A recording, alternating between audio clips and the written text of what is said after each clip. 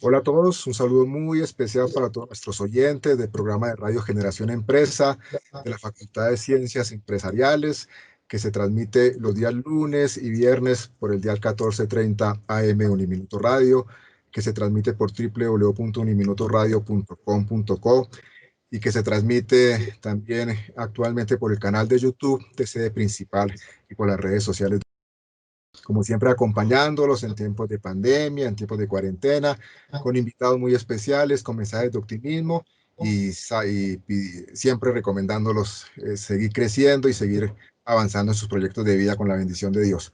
Hoy tenemos un invitado muy especial. Como dirían mis colegas periodistas por allá famosos, este sí es el invitado.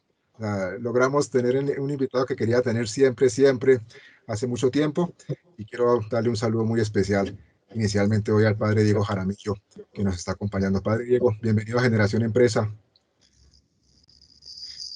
Un saludo muy cordial a ti, César Augusto, y a Jairo, por supuesto, a quien también estoy viendo en pantalla, y a todos los que de una u otra manera se unan a través de la radio, de la televisión, a este programa. Muchas gracias, padre Diego. Y un saludo para mi querido profe Jairo Izquierdo, integrante de esta mesa de trabajo, y también que nos acompaña con un personaje, el popular Cuchito. Hola, profe Jairito, ¿cómo está? Hola, Cesarín, feliz cumpleaños, mi hermano, hoy en su día. Mi taita, qué rico tenerte aquí a través de este medio. Muy orgulloso de poder compartir hoy contigo. Qué bueno, gracias, profe Jairito. Padre Diego, con ustedes se pueden hablar de tantas cosas, pero quisiera que comenzáramos por algo que es muy importante. Estamos próximos a celebrar el 60 banquete del millón. Quisiera que usted nos compartiera un poquito de pronto de la historia del banquete del millón y el objetivo principal que tiene este banquete del millón número 60 en las circunstancias particulares que vive Colombia. Bueno, el primer banquete del millón lo ideó el padre Rafael García Herreros. Él comenzó a hablar de ese banquete desde el 15 de agosto de 1961 y lo realizó el 25 de noviembre de ese año. Por eso, como cada año se ha ido haciendo en Bogotá, este año celebramos en Bogotá el número 60. Pero también ha habido banquetes en Medellín, en Cartagena, en Barranquilla, en muchas poblaciones, sobre todo en el año 85, se hicieron por motivo del volcán que había golpeado la zona de Armero.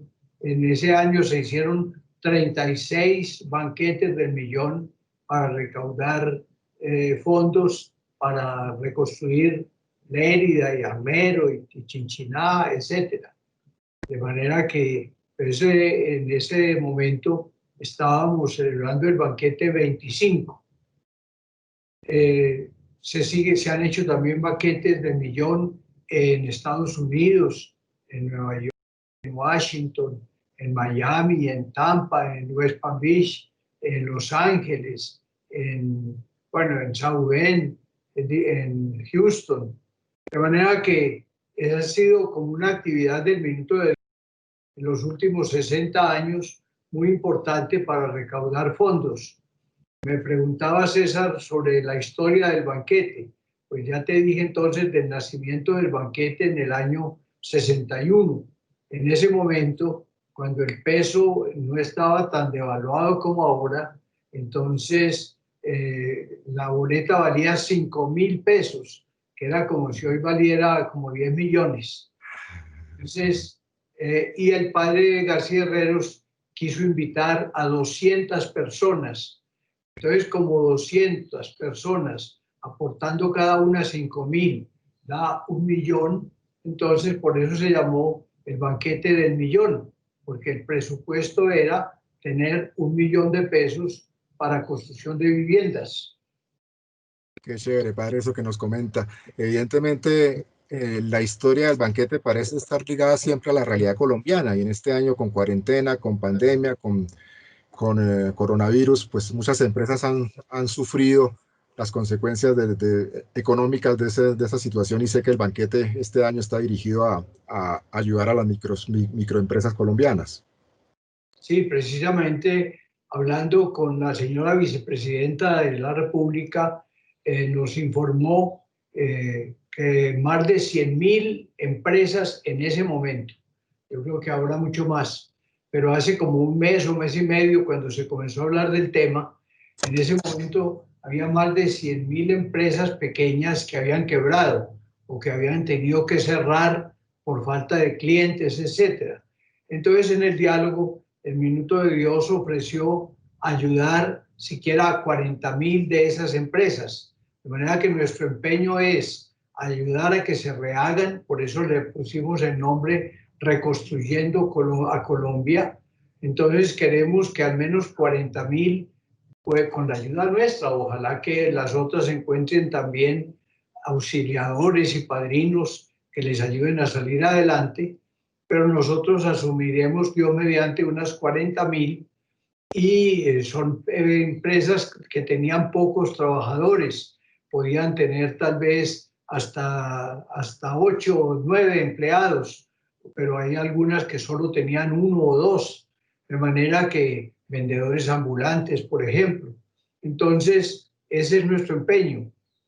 Primero, hacer el banquete del millón el día 26 de noviembre, se transmitirá por televisión el 26 de noviembre a las 7 de la noche. En segundo lugar, este año por primera vez se va a hacer en la Casa de Nariño.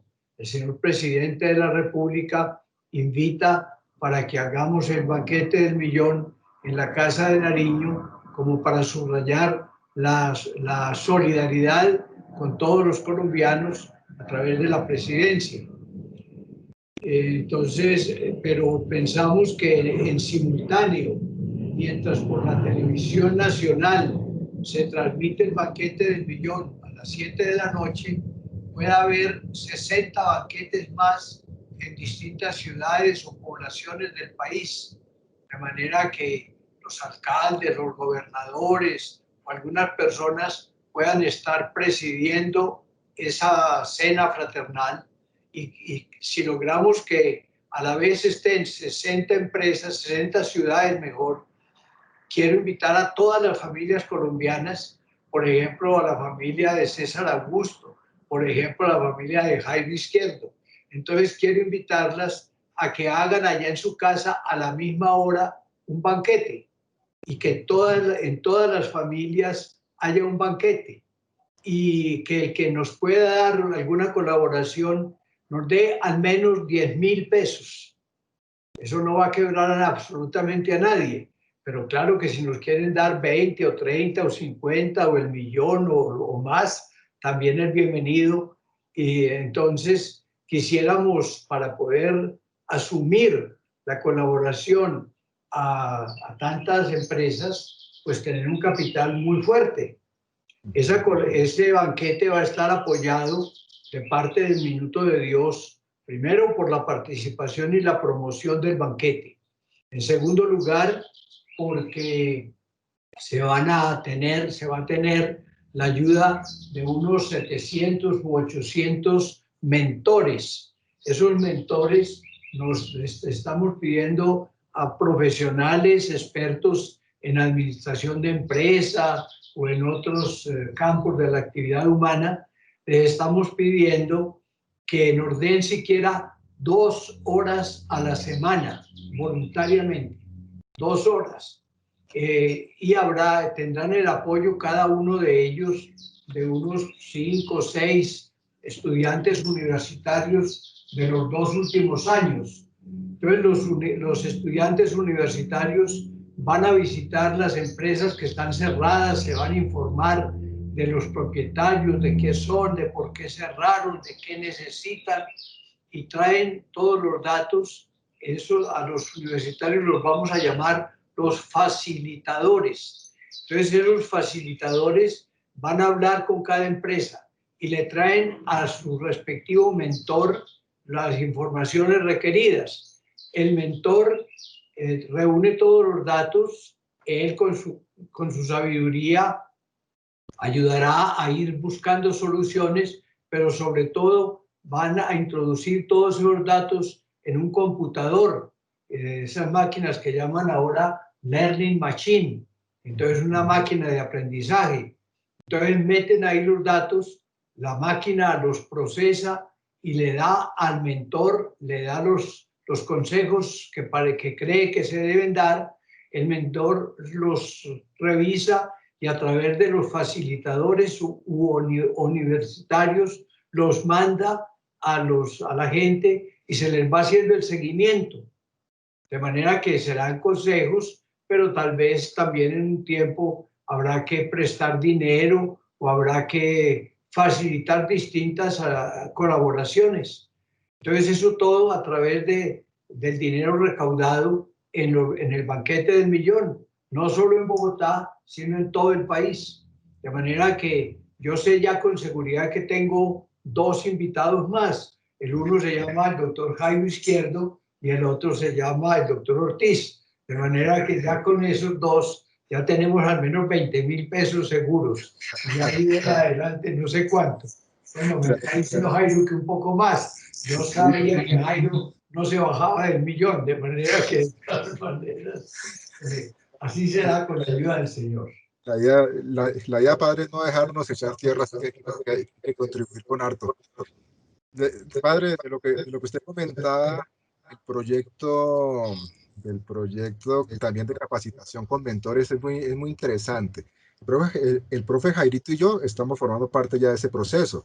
Fuimos invitados por Uniminuto, hemos sido capacitados por la Corporación Industrial Minuto de Dios y estamos acompañando ese proceso también de mentoría a diferentes empresas liderado por el padre Diego y por el padre Camilo Bernal. Muy interesante porque realmente es todo un proyecto conjunto de acompañamiento a tantas empresas que han estado en crisis en estos momentos. Así es, y es como llegar al número 60.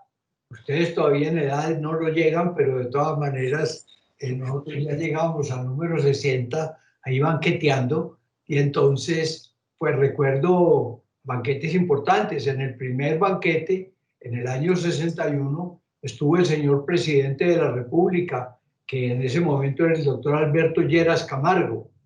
El doctor Lleras estuvo a punto de no asistir porque dijeron que había el peligro de un atentado, que podían poner una bomba y que entonces él prefería evitar eso. Llamó al padre García Herreros por teléfono para decirle pues que lo excusara, y cuando le dio el motivo, el padre García Herreros dijo: pues yo sí voy, dijo el padre García Herreros. Y entonces el presidente le dijo: entonces yo también. Y entonces fue el presidente, y desde entonces han estado todos los presidentes de la República. El doctor Duque todavía no ha tenido la ocasión porque tuvo dificultades el año pasado, pero todos los presidentes, algunos las 4 veces que les ha correspondido estar, otros con mucha frecuencia, pero de todas maneras siempre ha estado el presidente, el señor cardenal de Bogotá en la mayoría de las veces, el nuncio apostólico, personal del cuerpo diplomático, industriales, bueno, gente que ha querido, y también gente humilde. Por ejemplo, en el primer banquete vino una religiosa que había sido maestra del padre García Herreros en el kinder. Entonces, en el Diario de la Frontera, que es un periódico de Cúcuta, le consiguieron el pasaje de Cúcuta a Bogotá y de regreso, y también los 5.000 pesos que en esa época se daba. A Monseñor de Brigar, que estaba cumpliendo años, no como los que cumplen hoy, que les dan cosas pues mucho más importantes, pero de todas maneras a Monseñor de Brigar uno de los regalos que le dieron fue la boleta para ir al banquete del millón, de manera que ahí es una iniciativa que alguno puede tal vez hoy repetir. Y así entonces en el banquete quinto el padre García Herreros quiso invitar a Brigitte Bardot, que era una actriz muy conocida mundialmente, y ella quería venir, pero hubo un incendio en los estudios donde estaba grabando la película y no pudo estar porque le pidieron que en esos días, adaptando otros escenarios, necesitaban la presencia de ella para alguna grabación. Bueno, así podríamos mencionar pues muchas pequeñas anécdotas, y hubo un capitán de aviación que había muerto en esos días y los pilotos compañeros pagaron la boleta para él. Y así hay pues muchas pequeñas anécdotas que llenan la historia de lo que han sido esos 60 años del banquete del millón. Qué bonito, padre. Mi profe Jairito. ¿Estás sin audio, Jairito? Jairo, tienes apagado el micrófono. Creo, mi taita, que de pronto dentro de los banquetes más especiales es el del año 92, cuando el padre fallece, estando tú en cabeza del banquete y recibes la noticia en ese momento, estando en la celebración. Así fue, el 24 de noviembre de 1992.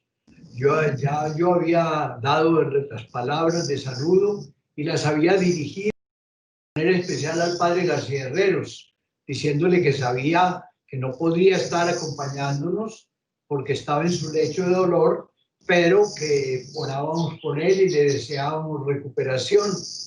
Después de haber hablado yo, habló Noemí Sanín, que estaba en representación del presidente Gaviria. Y cuando ella terminó de hablar, pues comenzamos a tomar la copita de vino y el pan. Y en ese momento llegaron de la portería del hotel a avisarme que fuera al teléfono. Pasé al teléfono y llamaban de aquí del Minuto de Dios a anunciarme que el padre acababa de agonizar. El padre, cuando le dijeron que iba a comenzar el banquete, le ofrecieron llevarlo a la habitación contigua a la que él ocupaba para dormir. Y él dijo, no, pues súbele el volumen, yo me quedo acá. Pero tal vez la conmoción que él tuvo cuando oyó que comenzaba el banquete, etcétera, que era la primera vez que él no estaba, le produjo palpitaciones fuertes y entonces le hicieron masajes para calmarlo, pero él ya entró ya en su etapa final. Dicen que cuando el discurso que yo le decía, yo decía padre García Herreros, él como que oía el llamado y entonces movía la cabeza como hacia donde estaba en televisión, porque de allá venía el sonido. Y antesito de terminar, pues yo terminé las palabras y por eso yo a los 2 días en el entierro le dije a Nuncio, yo creo que yo lo maté, porque como le hablé, pues fue personalizado el discurso y él estaba ya muy débil y se acabó de conmover con eso. El Nuncio me dijo, cuando la muerte llega, escoge la mejor circunstancia. De manera que así fue como murió el padre Rafael. Qué bonita historia, padre. Padre, quisiera que le compartiera usted a toda nuestra audiencia, a todos nuestros estudiantes, profesores, administrativos, que nos recuerde esa historia que usted nos ha comentado y que es tan bonita de cómo conoció usted al padre García Herreros y cómo se da ese ingreso suyo a la comunidad budista. Cuando yo estudiaba en 4º año, lo que llamábamos en esa época 4º año de bachillerato, que ahora lo llaman 9º. Entonces, tuve un profesor en la línea de literatura y de historia de literatura y de preceptiva literaria, que eran unas asignaturas que creo que ahora nadie estudia. Entonces, el padre, ese profesor era el padre Arturo Echeverry Olano. El padre Arturo trabajó aquí también en el Minuto de Dios posteriormente. Época pues era el profesor de esas materias de literatura y un día se acercó a mi puesto, a mi pupitre y me dijo, Diego, ¿usted lee los cuentos del padre García Herreros? Yo realmente no los leía en el sentido de que los estuviera buscando, etcétera, pero sí tenía un librito de cuentos que el padre Rafael le habían publicado por allá hacia el año 40. Se llamaba Libros de Cuentos de vivos, muertos y aparecidos. Entonces, yo tenía ese librito, me había costado 2 o 3 años antes 60 centavos, estaba marcado pues el precio del libro. Entonces, Yo le dije, bueno, yo tengo por ahí algunos, aludiendo al libro que tenía.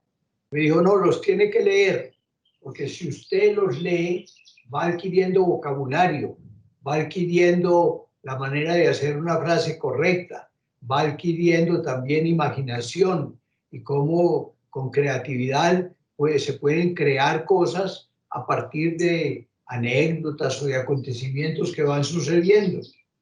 Y me dijo, en adelante, cuando salgan cuentos del padre Rafael, en revistas o periódicos, yo los voy a recortar y se los voy a pasar a usted para que los lea y los coleccione.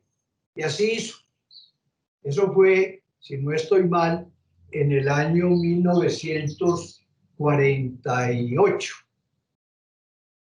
Yo bueno, terminé mis estudios de bachillerato, entré al seminario de Usaquén, en Valmaría, y ahí había terminado ya primero de filosofía. Estábamos en las vacaciones entre primero y segundo de filosofía. Mi familia vivía en Bogotá, entonces yo estaba pasando las vacaciones aquí en Bogotá, y un día se me dio por ir a Usaquén como a ver qué había. Pues la casa estaba vacía, pues, porque estábamos todos en vacaciones. Solo había el portero y tal vez algún padre por ahí. Yo llegué a la portería y le pregunté al portero qué había de nuevo. Me dijo, no, no ha venido nadie. Y me dijo, bueno, por ahí en toda hora el padre García Herreros. Yo dije, ¿dónde está? Me dijo él, en la capilla. Y bueno, yo voy a ver si lo veo. Y me fui a la capilla, yo no lo conocía. Entonces abrí la puerta de la capilla y efectivamente vi a una persona con sotana que estaba en una de las bancas. Entonces volví a salir, me quedé junto a la puerta y dije, pues tiene que salir por aquí. Efectivamente, a los pocos minutos salió él. Entonces nos encontramos frente a frente. Y él que sabía discernir muy bien las personas cuando las veía, me miró y me dijo, ¿quién es este joven simpático? Bueno, entonces yo me presenté, le dije que me llamaba Diego Jaramillo, etcétera. Era un saludo muy breve. Le conté que estaba estudiando ahí en el seminario filosofía. Entonces, bueno, al poco momento dijo, bueno, me tengo que ir. Le dije, ¿para dónde va, padre? Para el aeropuerto, porque viajo a Cali. Hablando de Roma, había pasado 15 días de vacaciones en su casa, de familia, en Cúcuta, y lo mandaron a trabajar al Seminario Conciliar de Cali. Él vino primero a Bogotá, fue a saludar a Usaquén, a algún padre que tal vez ahí había, y fue cuando se encontró conmigo. Entonces yo le dije, padre, antes de que se vaya, en primer lugar, antes de que se vaya, quiero contarle que yo colecciono sus cuentos. Dijo, ¿por qué? Y le dije, porque un alumno suyo, que fue maestro mío, el padre Arturo Echeverri, me recomendó que los leyera y que los coleccionara. Yo tengo una colección de cuentos suyos. Entonces me dijo, ahora en adelante, usted es el que me los va a coleccionar. De manera que cuando yo escriba un cuento nuevo, se lo mando a usted para que usted lo tenga ahí, lo coleccione y después se verá cuándo se publica. Y hasta luego porque me voy. Yo le dije, padre, yo vine en el carro de uno de mis hermanos, si quiere lo llevamos al aeropuerto para que no pida taxi. Me dijo, bueno. Entonces lo llevé hasta el aeropuerto de Bogotá, que en esa época era lo que llamábamos techo. Y entonces lo llevé a techo y apenas me despedí de él ahí en la puerta del aeropuerto, le dije al que llevaba el carro, llévame otra vez a Valmaría, porque el padre me había dicho que los cuentos que él tenía, los tenía guardados, él tenía 2 maletas allá en Valmaría, y me dijo que las podía abrir y buscar los cuentos.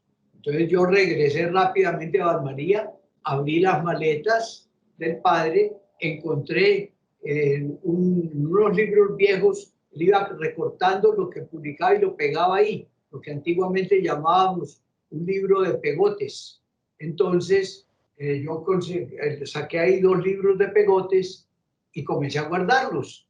Y entonces ya se me hizo como una obligación ir guardando todo lo que escribía él y le fui coleccionando todos sus artículos, y eso me ha permitido, ya después de que él murió, primero estando yo de seminarista en Usaquén, publiqué 4 o 5 libritos de él. Después, cuando me vine al minuto de ya trabajando aquí yo en el Centro Carismático, volví a publicar varios libros de él. Pero cuando el padre murió, me decidí publicar las obras completas. Y hasta ahora he publicado 35 volúmenes de obras completas del padre García Herreros.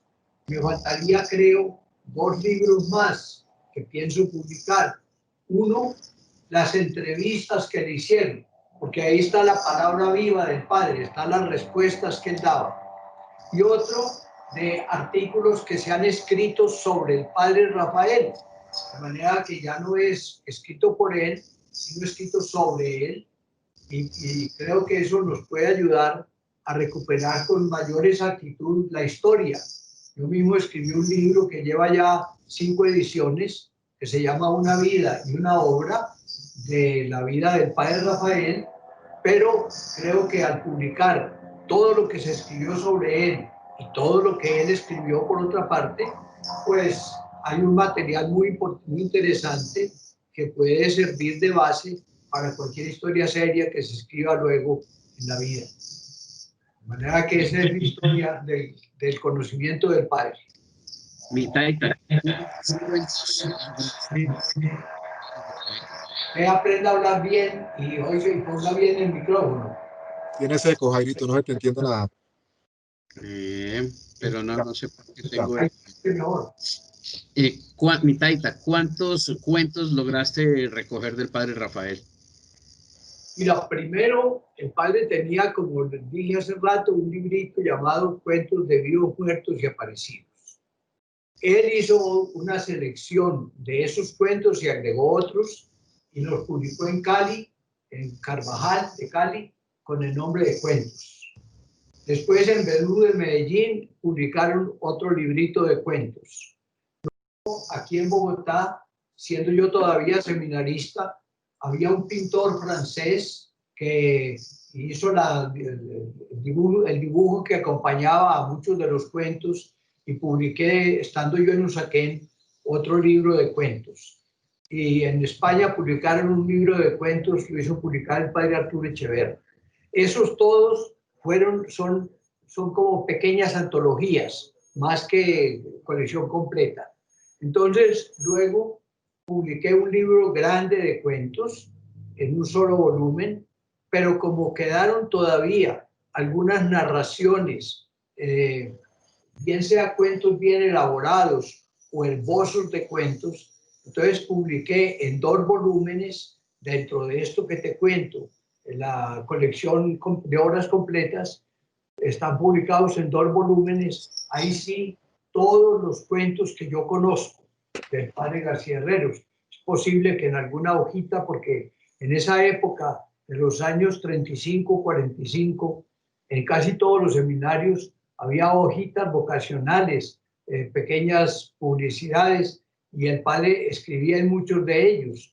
Yo logré conseguir todo lo que pude, pero es posible que me haya faltado algo. Pero yo creo que ya eso es imposible conseguir. Entonces, están en 2 cuentos y tú me dices cuántos. Yo creo que no te sé decir el número preciso, pero puedo decir que más o menos unos 220 o 200. Padre Diego, usted el gran amigo, el gran compañero de la vida del padre García Herreros, de ese padre genial que daba su vida por los pobres, que nos invitó y nos dejó la frase de que nadie se quede sin servir, que a partir del Minuto de Dios y de la televisión colombiana comienzan a crear toda esta maravillosa obra que es la organización Minuto de Dios. Padre Diego, quisiera que le compartiera un poquito a todos nuestros oyentes y televidentes qué es hoy en día la organización Minuto de Dios, porque estoy seguro que no conocen la magnitud de la obra. Bueno, como toda semilla que se siembra en buena tierra, se cultiva y se riega y se abona, revienta el arbolito y comienza a crecer, y después, como dice Jesús en el Evangelio, de la semillita de mostaza se hace un arbusto y hasta las aves del cielo vienen ahí y ahí hacen sus nidos. Yo creo que también el padre Rafael inició primero con un minuto en la radio. Ese minuto en la radio se comenzó a principios de 1946. El padre lo tuvo en Cartagena. Después el padre fue a Roma y regresó, llegó a la ciudad de Cali y ahí comenzó el minuto radial también en televisión por Todelar. De Cali el padre fue trasladado brevemente, menos de un mes, a Medellín. Lo transmitió muy poco por Radio Antioquia y luego pasó aquí a Bogotá y lo comenzó a transmitir por la Radio Nacional a finales del año 54. Pero en ese momento el país estaba iniciando la televisión.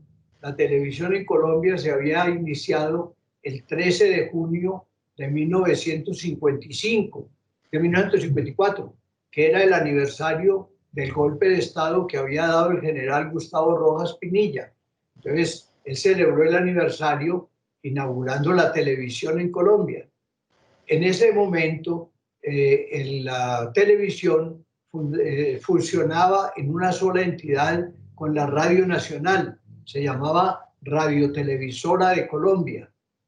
Entonces, como el padre consiguió en la Radio Nacional el espacio de un minuto de radio, entonces vio que ahí en las otras oficinas cercanas estaban dando televisión y él ya venía interesado en ver cómo conseguía el programa de televisión, pero entonces habló con el gerente de la televisión, que era Hernando Gómez, y entonces le dieron averiguaron con el gobierno, con el ministro de Comunicación, con la presidencia, y le concedieron el programa en televisión, que empezó a transmitirse el 10 de enero de 1955.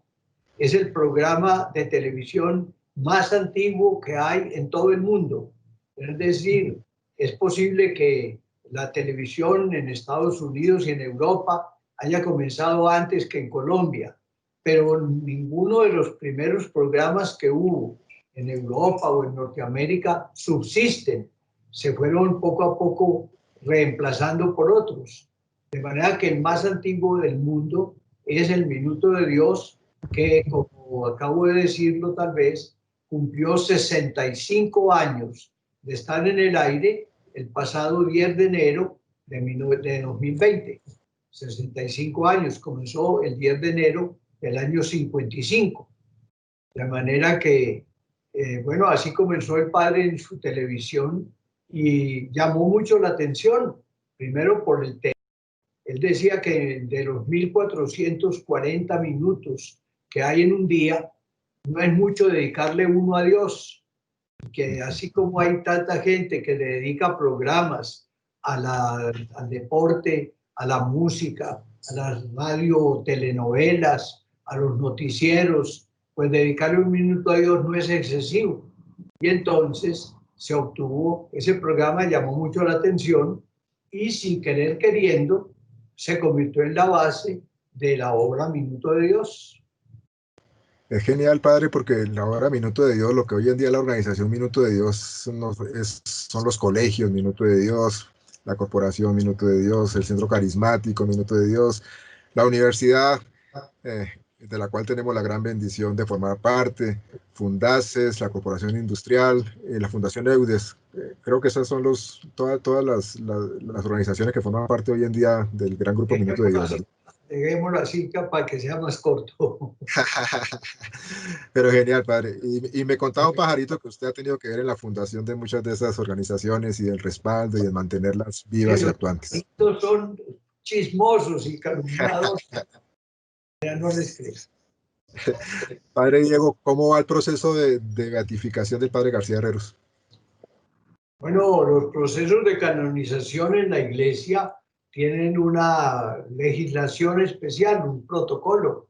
Entonces, en la diócesis donde la persona muere, se inicia ese proceso. Como el padre murió aquí en la casa cural, entonces ese proceso se inició en la diócesis de Engativá, que que es la diócesis a la cual pertenecemos. El obispo respectivo es el que inicia el proceso, pero ese obispo pide el parecer a los demás obispos de la conferencia episcopal. Quien estaba de obispo aquí en Engativá, cuando el proceso se inició, era Monseñor Héctor Gutiérrez. Entonces, él contó esto en la conferencia episcopal y por una mayoría casi que absoluta, que total, casi que unánime, creo que hubo 2 o 3, creo que hubo 2 en blanco y uno que se preguntaba si era ya oportuno, pero todos los otros afirmativo. Entonces se inició el proceso. El proceso entonces se inició aquí en Engativá y se inicia con un decreto del señor obispo en el cual establece un pequeño tribunal que es el que tiene que llevar a cabo esas averiguaciones. En primer lugar, hay que recoger todos los escritos que dejó la persona y examinarlos.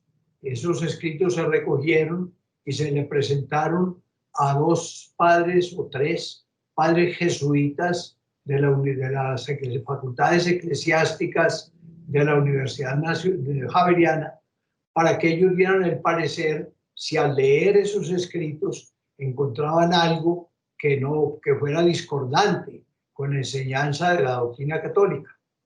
Ellos dieron su parecer, que fue positivo. Entonces luego se hace una lista de personas que hayan estado en contacto personal, de diálogo con la persona que se desea canonizar. Aquí se hizo una lista grande de personas del Minuto de Dios, de la ciudad de Bogotá, de la familia.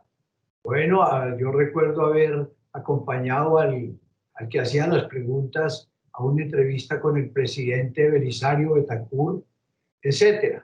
Entonces, esos son testimonios que tienen que ser registrados. En la comisión se nombra una persona que es el notario, y entonces esa persona tiene que registrar y autenticar con su firma que los papeles que se envían son reales y son auténticos y que no han sido manipulados de ninguna manera. Se estableció una comisión histórica. Entonces esa comisión histórica tiene que investigar en las fuentes que haya acerca del personaje que se quiere canonizar y entonces escribe también su apreciación. Hay una comisión teológica que es la que tiene que dar su dictamen acerca de la doctrina, etc. Y cuando esa comisión, todas esas facetas de esa comisión terminan su trabajo, entonces se cierra el proceso. Se llama la fase diocesana. Esa fase diocesana ya está concluida, ya se cerró y todo lo que se haya recogido se entrega en la nunciatura apostólica y de ahí de la nunciatura lo mandan a Roma. Cuando la persona cuando está en el proceso diocesano, se le da el título de siervo de Dios o sierva de Dios. De manera que el padre García Herreros tiene ya ese título, siervo de Dios. Se manda todo a Roma, allá llega todo lo que va de todo el mundo católico y allá estudian de nuevo en los papeles. Lo que pasa es que como llegan de muchas partes y con bastante frecuencia, pues tienen que tomar un turno y hasta ahí nosotros no sabemos porque ese es secreto de esa comisión romana. Eso se llama la fase romana. Aquí la fase diocesana y allá la fase romana. Si cuando le toque el turno de ser examinados, tanto los escritos como los testimonios enviados sobre él, sale positivo el veredicto, entonces le dan el título de venerable. Y ya con ese título venerable se comienza a darle en la iglesia veneración. Es decir, se puede de una manera oficial orar ante sus imágenes o recuerdos. Aquí en Colombia tenemos varios venerables actualmente. hay una religiosa de las hermanas Lauritas que se llama la hermana Isabel Tejada. Ella es venerable. Aquí en Bogotá, el que fue arzobispo de la ciudad, que murió en 1950, Monseñor Ismael Perdomo, también es venerable. Hubo un venerable antiguo que fue el padre La Palma, y otro, el padre La Palma es venerable y creo que se quedó de venerable porque ya él fue en tiempos de la colonia y ya nadie lo recuerda y nadie se preocupa de él. Entiendo que iban a ser beato, pero creo que todavía no está hecho beato, el padre Rafael Almanza, que fue párroco de la iglesia de San Diego, esa que queda en la calle 26 entre la séptima y la décima. Entonces, él fue párroco ahí. Él era venerable y no sé si ya lo declaró, creo que no lo han declarado beato todavía. Bueno, entonces tenemos beatos, Monseñor Jesús Emilio Jaramillo, el que murió asesinado por el ELN en Arauca. Tenemos también el padre Pedro María Rodríguez, que fue párroco en Armero y allá murió el 10 de abril de 1948. Y tenemos un padre salesiano que llama el padre Luis Variara, que siendo seminarista en Italia se vino a trabajar en Agua de Dios con los leprosos y después murió, pues lo sacaron de Agua de Dios, alcanzó a ir a Cúcuta y murió, lo volvieron a traer a Agua de Dios donde está sepultado. Hay dos beatas en Pasto, una guatemalteca, fundadora de las hermanas Bendemitas, había sido desterrada de Guatemala, había ido a Perú, a Ecuador, salió de Ecuador hace un poco más de un siglo y murió en Pasto. Y hay también una religiosa llamada la hermana Caridad, fundadora de una comunidad de franciscanas. Ella era suiza, vino a trabajar a Ecuador, pasó a Pasto, fundó en Pasto una comunidad y es venerable, es beata. Entonces, tenemos varios venerables, varios beatos, y colombiana tenemos a Santa Laura Montoya, nacida en Jericó, Antioquia, pero tenemos varios beatos más. Por ejemplo, tenemos 7 beatos que pertenecieron a la orden de los hermanos hospitalarios de San Juan de Dios. A ellos los mataron en la Revolución Española. Los tienen el título de beatos, mártires. También hay un seminarista claretiano llamado Jesús Aníbal Gómez, que también es beato y también murió en la Revolución Española. Bueno, pero concentrándonos en el padre García Herreros, pues le pedimos a Dios que el caso de él sea estudiado, no estemos en muchos legados todavía cogiendo turno, y que sea estudiado y ojalá que gane el examen. De manera que en eso estamos. Qué buen repaso, padre, de lo que es todo el proceso de canonización y de beatificación en la Iglesia Católica y con esa memoria suya privilegiada que siempre nos sorprende. Le cuento un chisme, padre. El padre Pedro María Ramírez, que fue beatificado en la visita del Papa Francisco, es familiar de mi esposa. El padre Pedro María Ramírez era tío de la mamá de mi esposa. Entonces tenemos un santo. Porque eso se contagia. Entonces. se nota la cara de santo, ¿sí o no, padre? Jairito, activa tu micrófono ya. Dale. Papá, hay algo que me parece fabuloso del padre Rafael y bueno, también de ti, y es esa capacidad de la literatura. Toda esa obra literaria del padre Rafael es inmensa. Yo creo que todos los días estaba en función de escribir lo que hacía en el barrio con Querigma, lo que hacía en el colegio con las familias, que también semanalmente enviaba los mensajes. Es decir, creo que eso que tú planteabas de encontrar esa esencia de su pensamiento, es infinito el universo de documentos donde él plasmó siempre su pensamiento, su fe. A mí personalmente creo que, por ejemplo, en los cuentos hay uno que me encanta mucho y es cuando él relata del muchacho que está en el seminario que sale a orar y cae un aguacero inmenso, todos lo miran haciendo allá, pero él sigue en su ejercicio de oración sin preocuparse o sin sentir el aguacero que está cayendo. Creo que como esa identidad de la devoción, del encuentro en la oración con Dios, me impactó en su momento cuando lo leí, es de los que más me gusta. ¿Qué resaltarías tú de los escritos del padre Rafael como el que más te haya impactado? Bueno, el padre en general tenía un estilo concreto, conciso, no perdía mucho la palabra en adjetivos y redundancias, sino que iba a lo que iba. De manera que creo que esa es una gran cualidad, que era concreto. Eso lo había aprendido indudablemente de su familiaridad con autores griegos y latinos, sobre todo los latinos. El latín es un idioma que dice las cosas con la mayor brevedad posible. De manera que eso es lo primero. Segundo, la creatividad. Tú acabas de decir, haciendo alusión al cuento Locos y Cuerdos, tú acabas de decir que te impresionó ese cuento del padre García Herreros. Yo creo que el padre, de las cosas que iban pasando, las tomaba y hacía la historia, hacía el cuento con un pequeño detalle que tomaba. De manera que era muy creativo, puesto que esa creatividad la expresó no solo en sus escritos, sino en la obra Minuto de Dios, en todo lo que fue haciendo, pues era creativo, indudablemente.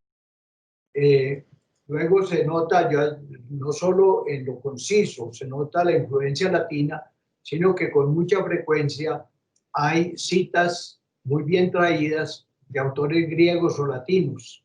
Entonces, con mucha frecuencia está la pequeña alusión a los clásicos, y como los clásicos se caracterizaron por ser humanistas, es decir, por centrar todo en el hombre. Entonces, eso hizo que el padre García Herreros fuera un humanista, es decir, un hombre que pensaba en el hombre, en la dignidad del hombre, en la manera como el hombre tenía que salir adelante, tenía que vivir en condiciones relacionadas con su condición de hijo de Dios y de ser humano, y cómo no podía perder el tiempo, sino ser tratado con educación para que llegara a un progreso intelectual serio. Eso te diría así de momento del padre Rafael. Padre Diego, cuando vamos cerrando el programa, siempre comento que el tiempo en radio y en televisión se nos pasa muy rápido, y más cuando tenemos un invitado como usted, un ser extraordinario, un sacerdote, un líder realmente al que queremos muchísimo. Y siempre al final del programa, en nuestros invitados y los integrantes de la mesa de trabajo enviamos un mensaje a la comunidad académica. Antes de pedirle, padre, que por favor le envíe un mensaje a la comunidad y obviamente la bendición también a todos, me matan si no envío unos avisos clasificados. El decano Jorge Hernán Cifuentes de la Facultad de Ciencias Empresariales le envía un saludo muy especial, que lo quiere mucho, que sabe que estamos grabando con usted, que está hoy embolatadito y no lo puede acompañar. De mi familia, mi esposa Luz Amparo, Cristian y Mariana, que también que lo quieren mucho, que no aparecen en este momento porque saben que estamos en una actividad de radio, pero que Hoy lo quieren porque mucho. las hijas de los beatos tienen que cuidarse. Eso. Y que por favor les mande la bendición también a toda la familia Ortiz Neria y Cifuentes Valenzuela, ¿vale? Y padre, por favor envíenos de verdad un mensaje a nuestros estudiantes, profesores, administrativos, a todos nuestros seguidores en redes sociales, y por favor también envíenos la bendición a todos, por favor. Bueno, pues a todos, el padre García Herreros, a los estudiantes, pero a las familias del barrio, a los niños que bautizó, a las parejas cuya unión bendijo, etcétera, nos dejó un gran mensaje. Yo creo que hay muchas cualidades que tuvo como persona humana, y también limitaciones, por supuesto, pero en muchas de las cualidades yo creo que él fue un hombre que supo amar. Amar en primer lugar a Dios. Fue un siervo de Dios, fue un apasionado adorador de Jesucristo. Quiso hacer el minuto de Dios. En la inmensa mayoría de los artículos que escribe, de alguna manera tiene que mencionar a Dios, a Jesucristo, al Espíritu. De manera que amor a Dios. En segundo lugar, tal vez por la familia paterna, que trabajó mucho. El papá fue general de la República, el abuelo también fue general, la bisabuela, una de las bisabuelas, era prima hermana del general Santander, de manera que, y luego por otra de las familiares se vinculaba con familia militar de Perú, los Orbegoso, que fue presidente del Perú, el uno de ellos. Entonces, el amor a Colombia. El amor a Colombia es otra cosa importante. Yo creo que todavía hoy, cuando hablamos, por ejemplo, lo que dijimos en el banquete del millón, que lo llamamos reconstruyendo a Colombia. ¿Por qué? Porque no queremos que haya colombianos, ni en general hombres, que estén en la miseria, que vean frustrados sus esfuerzos por una pandemia, sino que todos, organizados debidamente, tienen que salir adelante. Que todo colombiano, todo hombre en general, tiene que tener una casa digna, tiene que tener una instrucción normal, una educación debida, tiene que ser capaz de participar democráticamente en la política y en la organización del país, etc. De manera que un amor a Colombia y un amor al prójimo, un amor al pobre, un amor a los pobres. El padre García realmente no es ayudarle al pobre para salir de él, no es ayudar al pobre para quitárselo de encima, es porque se ve el dolor de un hermano y hay que ayudarle a ese hermano a que salga adelante. Yo creo que el amor puede explicar muchas cosas en la vida, puede darles a los muchachos de la universidad en el futuro próximo una bella familia, que ojalá todos sean bendecidos con una bella esposa o esposo, con unos hijos espléndidos, etcétera, y en que cada hogar reine el amor. Esto que el Papa Francisco nos acaba de decir en la encíclica que escribió el pasado 3 de octubre, que se llama Fratelli Tutti, hermanos todos, hermanos todos. De manera que hermanos de la gente, cualquiera sea la raza, la condición social, la instrucción, el idioma que se hable, la edad que se tenga, por supuesto, hermanos de los hombres, hermanos de todos y también hermanos de toda la creación, porque citan con frecuencia a San Francisco de Asís, que hablaba del hermano Sol, la hermana Luna. Nosotros tenemos que preocuparnos por toda la naturaleza colombiana. Ojalá que, por ejemplo, sepan allá en la universidad que tienen ellos, porque es la universidad la propietaria, el jardín botánico en Tena y La Mesa, de manera que allá es un espacio donde se puede apreciar la belleza del café, de la caña de azúcar, del cacao, de las orquídeas, de las bromelias, de las plantas medicinales, de la montaña, por supuesto, en fin, de manera que es la belleza de la naturaleza conjugada con la belleza del trabajador y con la belleza de todos que somos hermanos. De manera que mi gran mensaje puede ser ese. Por supuesto que todos tengan éxito en el proyecto de vida que se han tratado, que todos caminen hacia adelante y que vayan coronando ideales. Muchas gracias, Padre. Por favor, regálenos la bendición, Padre, si no, no me lo perdonan nuestros oyentes y televidentes. No, los televidentes y teleoyentes tienen que comenzar a perdonar. El amor, cuando se encuentra con una ofensa, el amor se llama perdón. De manera que si ellos tienen mucho amor, todo lo pueden perdonar. Pero yo te doy la bendición a ti y a todos, no para que me perdonen o te perdonen a ti, sino para que Dios los bendiga y los llene de su gracia y de su amor. De manera que les mando a todos la bendición. Voy a trazar la cruz, que es el gran signo del amor que nos dejó Jesucristo, y lo hago en el nombre del Padre, del Hijo y del Espíritu Santo. Amén. Amén. Entonces, Jairito, ¿qué mensaje le quiere enviar usted a nuestra comunidad? Yo quiero despedirme del programa compartiendo dos momentos. Uno, llegué al Minuto de Dios un 2 de octubre del año 84. Los días anteriores había ido a hablar con papá y le había mostrado mi interés de estar en las casas comunitarias, en las casas de formación para ser sacerdote. Él me dijo, bueno, con muchas cosas, mi hijo, aquí seremos una familia y yo voy a ser su papá. Desde ahí, ese decirle papá o decirle taita, lo he hecho desde ese momento.